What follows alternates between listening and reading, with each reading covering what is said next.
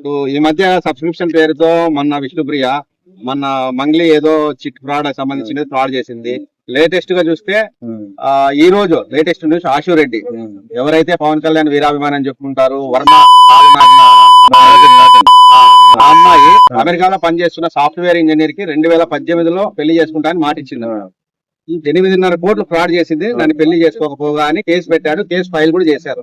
దాని గురించి పబ్లిక్ ఏమనుకుంటారు, యువత ఏమనుకుంటారు, అమ్మాయిలు ఏమనుకుంటారు, మీ అభిప్రాయం? కష్టపడి ఫ్రాడ్ చేయాల్సిన అవసరం లేదు. ప్రేమిస్తే చాలు డబ్బులు దుబ్బి నిరూపించింది అసూరెడ్డి.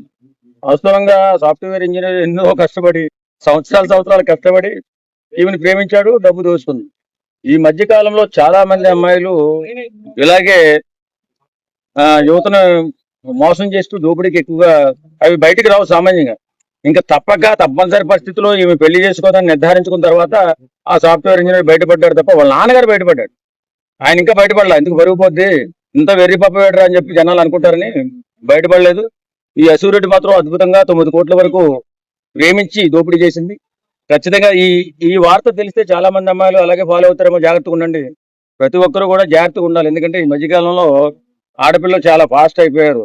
మా జనరేషన్ లో అంత ఫాస్ట్ లేదు, కానీ ఇప్పుడు చాలా ఘోరాలు నేరాలు చేస్తూ ముందుకు వెళ్తున్నారు. ఇలాంటి ఇబ్బంది పెట్టేటటువంటి వ్యక్తులు ఉంటే వాళ్ళని పోలీసు వారు ఖచ్చితంగా కంట్రోల్ చేయాలండి. లేకపోతే యువత ఏదో తెలుసో తెలియకో అట్రాక్షన్ తో డబ్బులన్నీ పోగొట్టుకుని ఆత్మహత్య చేసుకోవచ్చు, లేకపోతే రోడ్డును పడవచ్చు. కాబట్టి అసూరెడ్డి లాంటి వ్యక్తిని జరిగినటువంటి సంఘటన సీరియస్ గా తీసుకుని పోలీసు వారు ఖచ్చితంగా ఆమెపై చర్య తీసుకోవాలా. అమాయకత్వంతో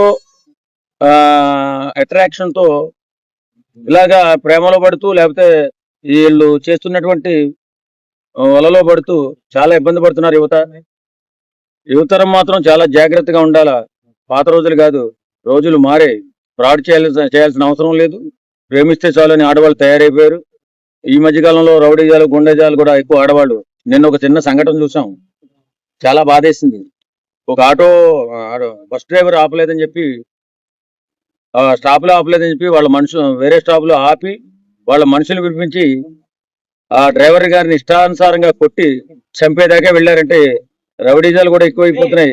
అప్రమత్తంగా ఉండవలసిన యువత ఏదైనా చిన్న తప్పు చేస్తే జీవితాలు కోల్పోతారు. కాబట్టి ఇలా అసూరెడ్డి లాంటి వ్యక్తులు మన మీద ఎప్పుడు కొంచెం పచ్చగా ఉంటే వలవేయడానికి ప్రయత్నం చేస్తారు. కాబట్టి జాగ్రత్తగా ఉండాలని యువతను హెచ్చరిస్తున్నాం. అలానే మొన్నట్లో విష్ణుప్రియ పైసల విషయంలోనే ఇష్యూ అయింది, మంగ్లీది అదే ఇష్యూ అయింది. ఇప్పుడు ఈ మీద కూడా అసూరెడ్డి అంటే ఓన్లీ ఫిల్మ్ ఇండస్ట్రీ నుంచి స్కామ్ అని చేస్తున్నారు ఎక్కువగా. దానికోసం చెప్పాలి, స్కామ్ చేయడానికి ఫిల్మ్ ఇండస్ట్రీని అడ్డు పెట్టుకోవాల్సిన అవసరం లేదు. వాళ్ళకి సెలబ్రిటీ హోదా ఉంది కాబట్టి సెలబ్రిటీస్ అంటే చాలా క్లోజ్ గా మూవ్ అవుతారు. ఇంకా మూవ్ అవుతున్నా భలే మూవ్ అవుతుంది నాతో అని చెప్పి అనుకుంటారు. తర్వాత తోలు తీరుకున్న తర్వాత ఏడుస్తూ ఉంటారు.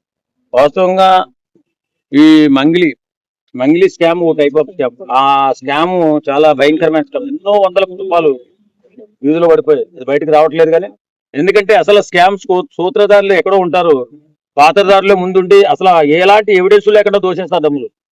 నేను నా ప్రత్యక్షంగా ఇది రెండోది ఎక్స్పీరియన్స్. 350 కోట్లు ఒకటి, ఇది 200. ముందు నేను ఇలాంటి సేమ్ స్కామే 350 కోట్లు చూసాను ఒక 5-6 సంవత్సరాల క్రితం.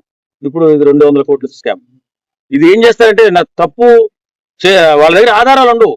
ఈ స్కామ్ లో డబ్బులు దోచేసిన వాళ్ళు ఆధారాలు ఏముండవు.